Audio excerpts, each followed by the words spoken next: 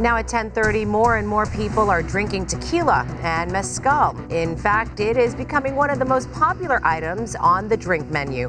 One alcohol research group says Americans will spend more money this year on agave spirits than vodka. People who really know their traditional tequilas tell KTLA's Samantha Cortese all that popularity comes at a cost.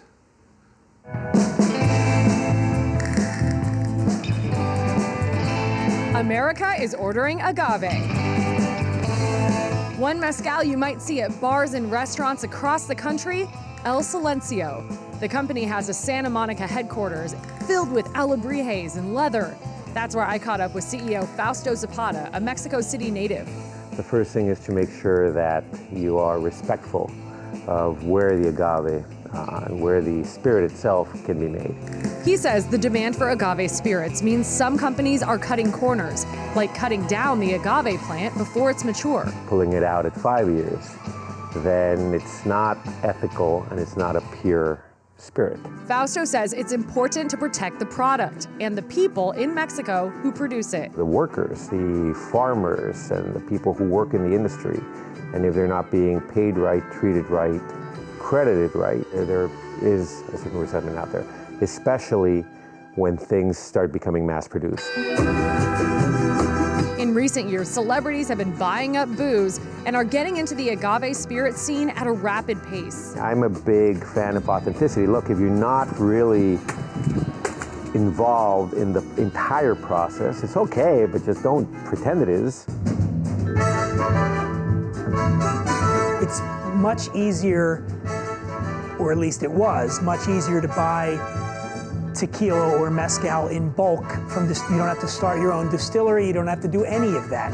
You just buy it from an existing distillery and then white label it. Dan Dunn is the intersection of both the spirit and celebrity world. When you think tequila, you think fun and excitement and parties, and that's the image that celebrities want to put forth. Journalist and writer, he hosts the podcast What We're Drinking. Look at me right now. You order a Cadillac margarita, you, my friend, are a douche. They don't even serve them here at Nueva in Venice Beach.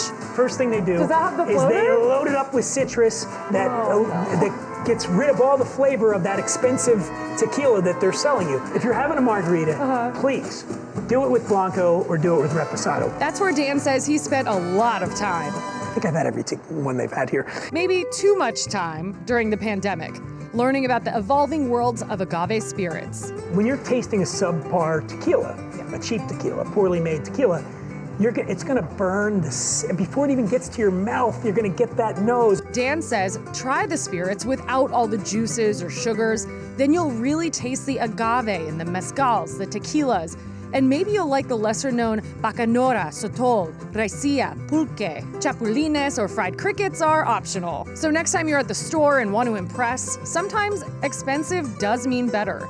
Better tasting and better environmentally, because it means the company has the research and finances to keep the tradition of the spirit alive. Everybody wants to find those hidden gems, and in that case, yeah, I'd probably go more expensive, because if you're gonna find a tequila you've never heard of that's $14, good luck. Samantha Cortese, KTLA 5 News.